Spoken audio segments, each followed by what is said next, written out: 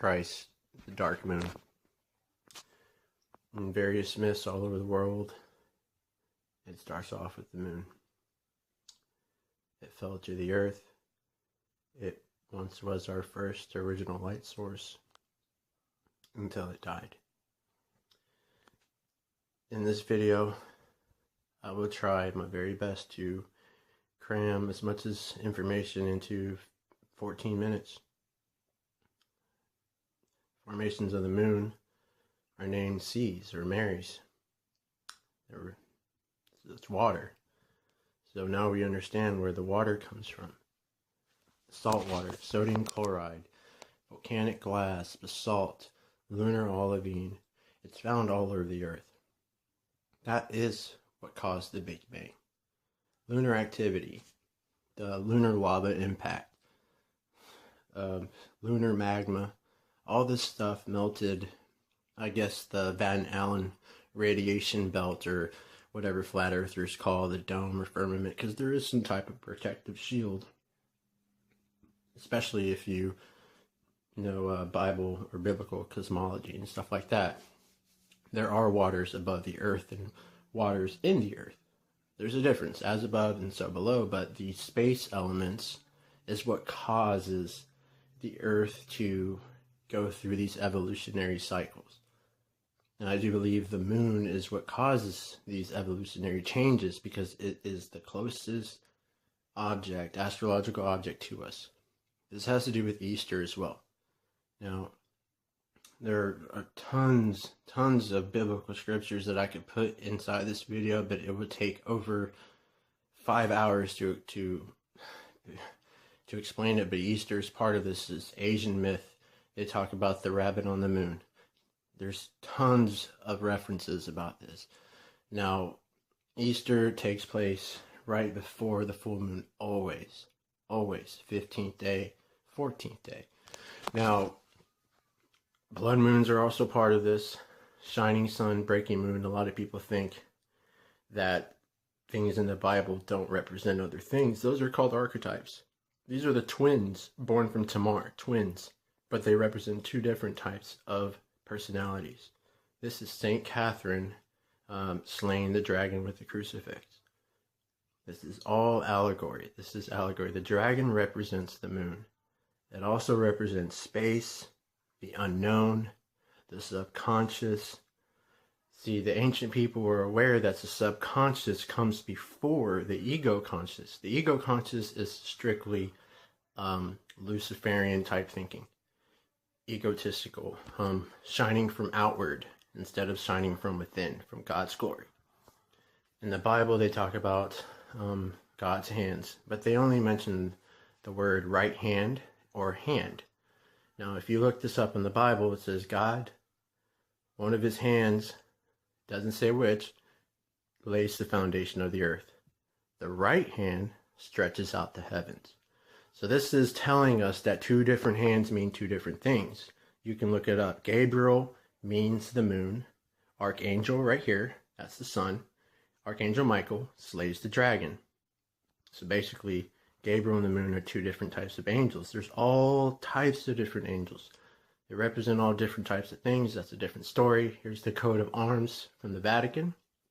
Gold and silver, obviously representing the sun and the moon. This is William Blake's painting. He has several paintings.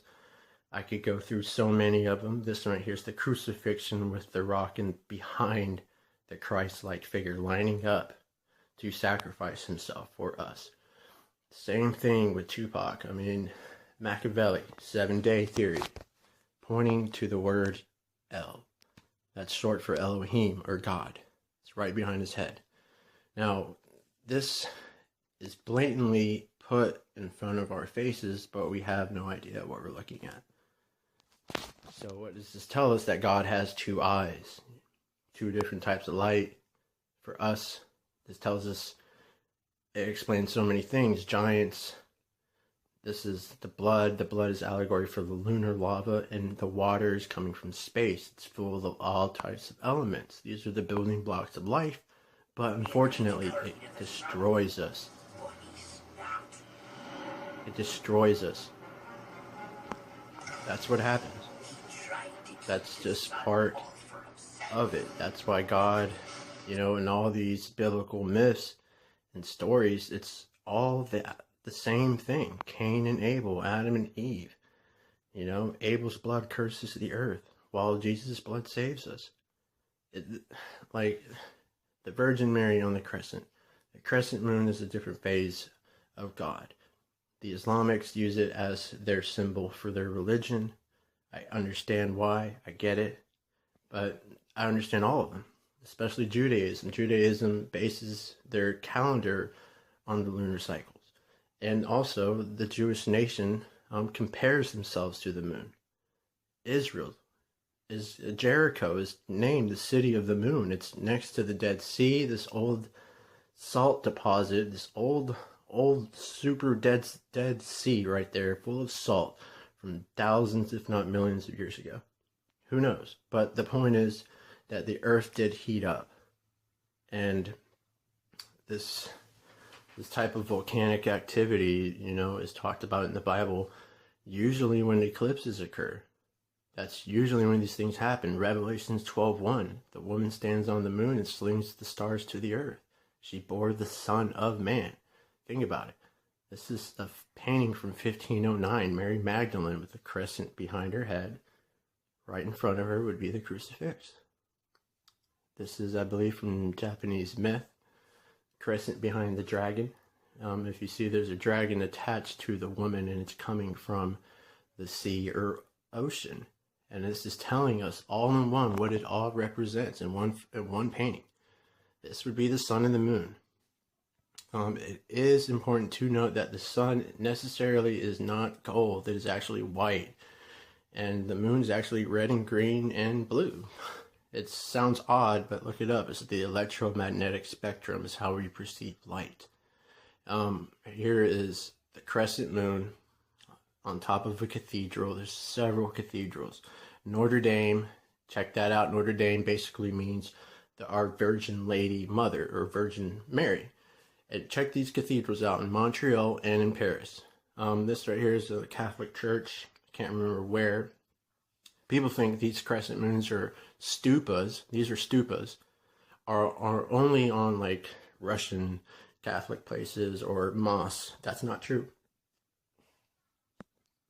You'll see them everywhere, all over the world, and they are essentially representation of a stupa. Now, I'll get into stupas real quick. This is the dragon and the moon connected. They're showing you what it means. The moon somewhat controls the tides of the earth, but gravity is just one of those things. But there's the sodium pressure belt. I'll get into that later. This is the mosque in the back at Jerusalem, Dome at the Rock. It is top of the full moon. The gray dome or silver dome, it is Our Lady of the Spasm. It is top of the crucifix. Now, this is in Jerusalem. There's a mosque and a Catholic church right next to it. Topped with the full moon. You'll see it. It's a bell-type shape. Now, I'll go into another video some other time explaining the Dead Sea Scrolls and other things among that. This is the crescent coming before the moon. This is essentially a representation of a stupa. The stupa is our bodies. It connects to Mount Meru, or the center of the earth, to the moon. From the moon through beyond the moon is the glories of God. It's first moon, or the first heaven would be the moon. This is a representation of a stupa. Mount Meru, it's our states of being. This all stems from the subconscious imprints, perceptions. The subconscious is the master controller. The moon is a symbol for that. And also people believe that it controls that with sodium chloride, the salts of our body. This is a totem pole. The totem poles are basically stupas, deities stacked upon each other. This is explaining that the sun and the moon are usually depicted in these things. All around the world you will find these things. We just don't know what they represent. Obviously these are astrological, because the wings would be very close to the crescent moon. And the crescent, again, this is from the Vatican Catholic Church, the biggest church of the world. This is at the U.S. Dome at the Capitol. it is topped with the Statue of Liberty, or the Statue of Freedom. A lot of people think it's Venus. That's not true. It represents the moon. She is topped with 3 types of different symbols on her head: the eagle, the stars, and I do believe the olive branch. You have to look that up. This again is the Dome at the Rock. The Dome at the Rock is a very special place. They believe that this rock came from God, and they come in there, and it's very holy. It's a sacred location. Think about that. This is Mount Meru. The center of the earth is a bell type shape. Again, it represents our bodies, us, the power or the energy bursting from the top of our heads, shooting outwards. This is the one-eye moon Hellstar Remini from the manga. And this moon comes and destroys the planet Earth, and it crucifies some people, and it's the left eye. There's 2 eyes to God. The right eye would be the sun. The left eye would be the moon. The left eye was cursed. Okay, this goes back to Osiris and other myths among that. Now, the left eye was cursed, and this reminds me of the myth of the Cyclops and the one-eyed giant's cave. But the one-eyed giant is called Polyphemus. We'll get into that in just a second. Polyphemus, basically, why would you name a Cyclops Polyphemus? Well, out of one comes many. So out of this moon, there comes so many thoughts and perceptions. This is just it's a big allegory for the Cyclops and the cave. The cave itself, we know it's the earth. It's the world. It's not only just perception, but it's the earth. Once you find out this thing, but this is William Blake's drawing. There's the moon arch symbolism, the breast in the sky feeding the child. I have several paintings dating back from well beyond the 19th century. And as you can see, the earth has the same type of craters as the moon does.